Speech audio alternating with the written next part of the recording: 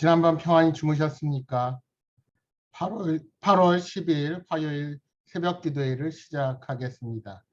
이 시간 각자의 처소에서 온라인으로 함께하는 모든 성도들에게 하나님의 은혜와 평강이 충만하기를 주님의 이름으로 축복합니다. 다 함께 사도신경으로 우리의 신앙을 고백하시겠습니다. 나는 전능하신 아버지 하나님 천지의 창조주를 믿습니다. 나는 그의 유일하신 아들 우리 주 예수 그리스도를 믿습니다. 그는 성령으로 잉태되어 동정녀 마리아에게서 나시고 본디오 빌라도에게 고난을 받아 십자가에 못 박혀 죽으시고 장사된 지 사흘 만에 죽은 자 가운데서 다시 살아나셨으며 하늘에 오르시어 전능하신 아버지 하나님 우편에 앉아 계시다가 거기로부터 살아있는 자와 죽은 자를 심판하러 오십니다. 나는 성령을 믿으며 거룩한 공교회와 성도의 교제와 죄를 용서받는 것과 몸의 부활과 영생을 믿습니다. 아멘. 다 함께 찬송가 357장 함께 부르시겠습니다. 찬송가 357장입니다. 찬송가 357장 함께 부르십니다.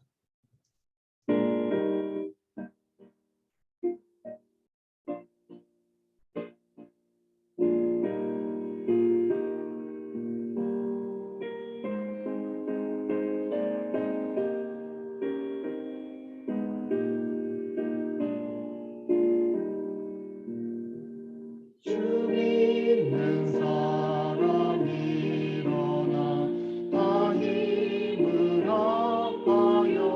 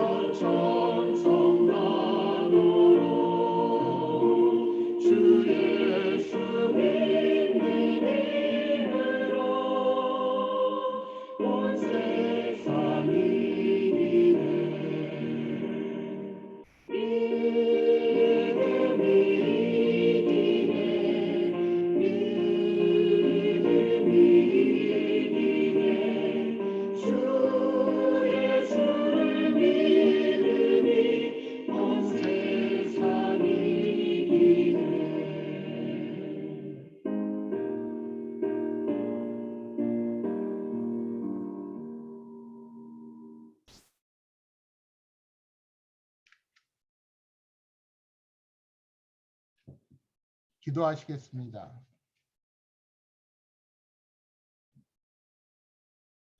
신실하신 하나님 아버지, 세상에 많고 많은 사람들 가운데 허물 많고 연약한 저희들에게 구원의 은혜를 베풀어 주시고 주님을 예배할 수 있고 찬양할 수 있는 존재로 삼아 주신 은혜와 사랑을 감사드립니다.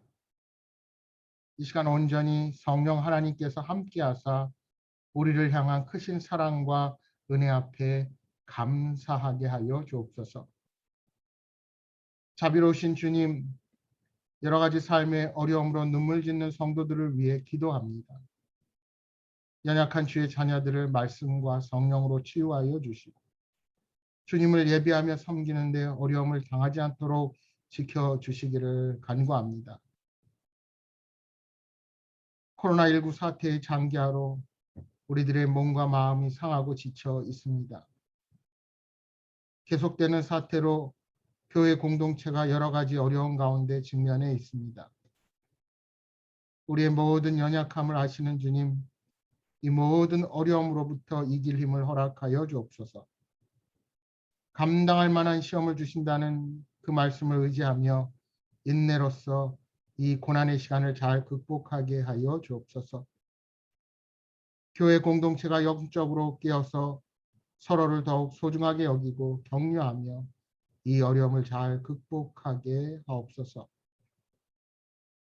새로운 마음가짐으로 이웃 사랑과 복음의 사명을 잘 감당하여서 지역에서 꼭 필요한 이웃으로 또한 주님 쓰시기에 합당한 교회로 잘 준비되게 하여 주옵소서. 우리 다음 세대를 기억하여 주옵소서.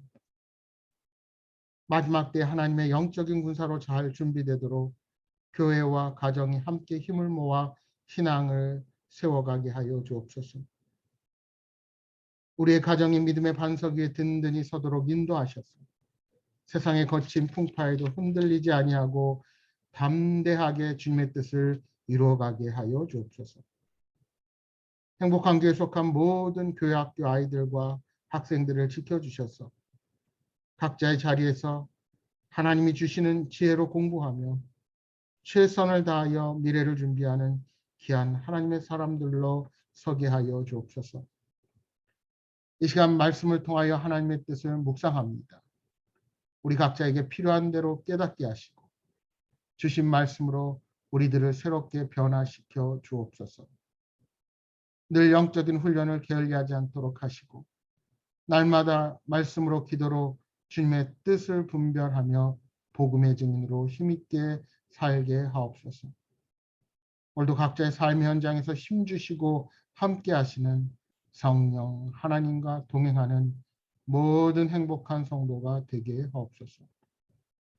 이 자리에 함께하지 못한 성도들을 주께서 기억하시고 어디서 무엇을 하든지 하나님의 은혜와 사랑으로 보호하시고 인도하여 주옵소서. 시종을 주님께 맡겨오며 예수님의 이름으로 기도합니다. 아멘. 하나님 말씀 보겠습니다. 오늘은 구약성경 사사기 4장 1절로 10절 말씀 함께 보도록 하겠습니다. 구약 365면입니다. 구약 365면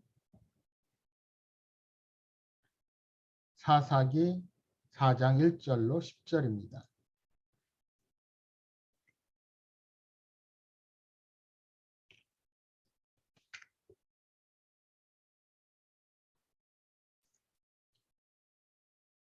사사기 4장 1절로 10절 말씀을 제가 받들어 읽겠습니다.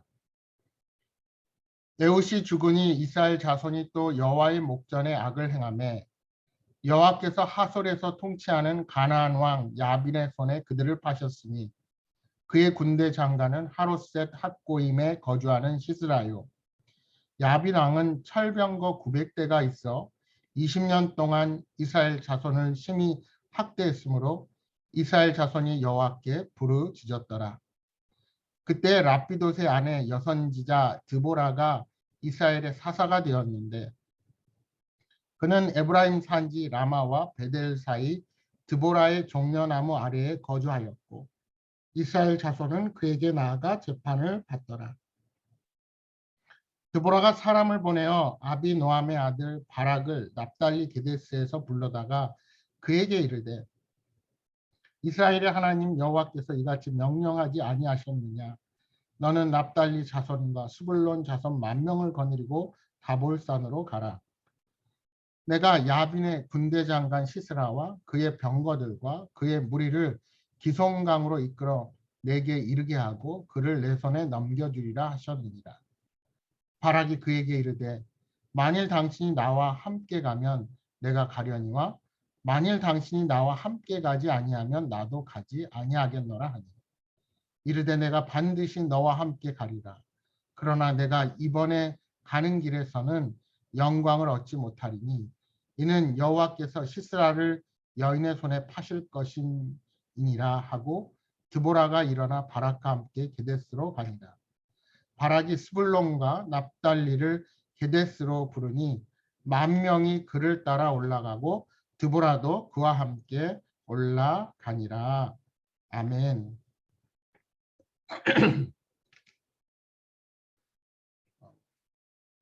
사사 에웃이 죽자 이스라엘 백성은 다시 악을 행했습니다. 하나님을 잘 섬기는 지도자가 살아있을 때는 이스라엘이 평온을 누렸습니다. 그러나 사사가 죽으면서 그들은 과거 우상숭배 행동으로 돌아가고 말았습니다.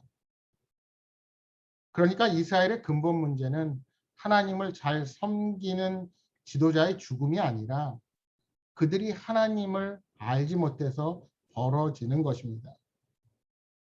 오늘 본문의 그러한 이스라엘의 악행에 대해서 하나님이 하시는 일에 대한 표현을 주목해 볼 필요가 있습니다. 2절에 보시면 하나님께서는 악행을 일삼는 이스라엘을 가나안 왕 야빈의 손에 파셨다고 말씀합니다. 그러니까 여호와의 목전에서 악을 행하는 이스라엘 백성을 하나님께서 심판하셨다는 사실을 말씀하는 것입니다. 이렇게 변함없이 반복되는 죄악의 역사는 이스라엘의 모든 세대가 하나님의 은혜가 아니면 살 수 없음을 보여줍니다. 하나님은 이스라엘을 납달리 지파의 지경에 있는 북부 가나안 핫솔의 가나안 왕 야빈에게 넘기신 것입니다. 가나안 왕 야빈은 시스라라는 군대 장관을 따로 둘 만큼 군사력이 막강했습니다. 그들에게는 철병거가 900대나 있었습니다. 당시 철병거는 변변한 무기 하나 없는 이스라엘에게는 절대로 이길 수 없는 군사력의 상징이었습니다. 우리가 이미 살펴본 것처럼 가나안 땅을 처음 정복할 때도 이스라엘은 철병거를 지닌 가나안 족속들은 쫓아내지 못했습니다. 사무엘상 기록에 보시면 사울이 왕이었던 왕정 시대에도 철제 무기는 사울 왕과 아들 요나단만 가지고 있었을 정도로 철제 무기가 희소했습니다. 그러니 이스라엘이 이처럼 막강한 야빈과 싸우는 것은 달걀로 바위치기나 마찬가지였습니다. 가나안 왕 야빈은 이러한 군사력을 가지고 무려 20년 동안이나 이스라엘을 압제하고 학대했습니다. 이렇게 하나님께서 함께 하지 않으시는 이스라엘 백성은 세상의 힘에 지배를 받을 수밖에 없었습니다. 그렇습니다. 힘 있는 사람이 힘없는 사람을 다스리는 것이 세상입니다. 이스라엘은 여호와께 부르짖는 것밖에 할 수가 없었습니다. 비록 그들의 죄악이 크고 악할지라도 결국 하나님의 백성은 돌이켜 하나님께 부르짖는 것이 하나님의 능력과 힘을 바라보는 행위입니다. 아무리 돌이키기 어려운 죄악을 범했다 하더라도 잘못을 깨달았다면 다시 하나님께 부르짖어야 합니다. 그때 랍비돗의 아내 여선지자 드보라가 이스라엘의 사사가 되었습니다. 지금 이스라엘이 가나안 왕으로부터 벗어나기 위해서는 철병거 900대를 가진 시스라의 군대와 싸워야 합니다. 그런데 하필 이러한 때 하나님께서는 여선지자를 왜 세우셨을까요? 인간의 어리석은 머리로는 도저히 하나님의 뜻을 이해할 수가 없습니다. 그녀는 에브라임 산지 라마와 베델 사이 종려나무 아래 거주하면서 이스라엘 백성을 재판했습니다. 여러분, 사실 사사의 주된 임무는 하나님의 율법을 백성 가운데 일어난 일들의 옳고 그름을 하나님의 율법으로 판결하고 또 그들의 나갈 길을 가르치는 것이 사사의 본 임무입니다. 또한 우리가 에웃을 통해서도 보았듯이 하나님은 그 사람의 힘과 능력만을 보고 지도자를 세우는 분이 아니라는 사실을 우리는 다시 한번 깨닫게 됩니다. 사사시대의 여성의 사회적 지위는 매우 낮았습니다. 이런 사회적 분위기에도 불구하고 여자인 드보라가 사사의 역할을 감당할 수 있었던 것은 그녀가 하나님의 음성에 귀를 기울이고 하나님의 말씀을 백성들에게 전달했기 때문입니다. 뿐만 아니라 그녀는 하나님의 명령 앞에 의심 없이 그 명령을 실행하기 위해 바락에게 그 명령을 전했습니다. 그렇게 하나님은 인간의 지혜와 방법이 아닌 하나님의 방법으로 사람을 들어 쓰셨습니다. 그러므로 전쟁의 승리보다 우선시 되어야 하는 것은 이스라엘 백성들이 말씀 앞에 바로 서는 것이요. 그래야 하나님은 그들을 위해 친히 싸우셨습니다. 이제 사사 드보라는 가나안 왕 야빈의 손에서 이스라엘을 구하기 위해 전쟁을 준비합니다. 드보라는 혼자 전쟁에 나가지 않았습니다. 하나님께서 바락이라는 인물을 통해 전쟁을 치르게 하셨기 때문입니다. 드보라는 하나님의 말씀을 바락에게 전달하며 하나님이 함께 하셔서 승리를 주실 것이라고 말해 주었습니다. 그런데 여러분 8절 말씀을 다시 한번 보십시오.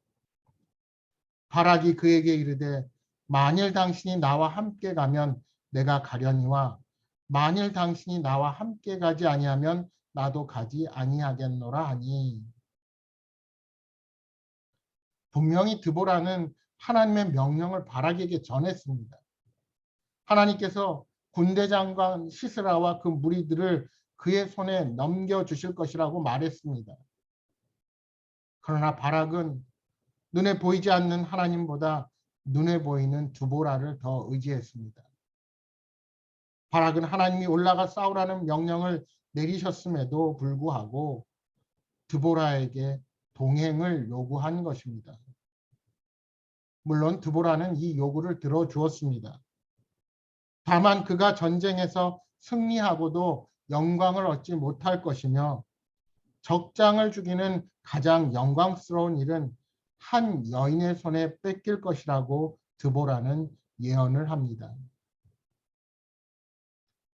여러분, 아직 이루어지지 않는 하나님의 말씀을 믿고 의지하는 일은 분명 쉬운 일은 아닙니다. 하지만 하나님의 말씀은 반드시 이루어진다는 사실을 믿고 나아가는 사람이 준비된 하나님의 영광을 얻게 된다는 사실을 기억하시기 바랍니다. 여러분, 세상이 어수선하고 혼란스러울수록 사람들은 하나님의 말씀보다 세상의 방법에 귀를 기울입니다. 그러나 그리스도인들은 달라야 합니다. 삶의 어려움이 찾아오고 시대가 혼란스러울수록 그리스도인들이 귀를 기울여야 하는 것은 오직 하나님의 말씀뿐입니다. 하나님은 우리 삶의 주인이시자 온 세상의 통치자이십니다. 따라서 하나님의 말씀에 순종할 때 우리 인생의 문제가 올바른 방법으로 해결될 수 있습니다. 하나님은 우리 시대의 드보라를 찾고 계십니다.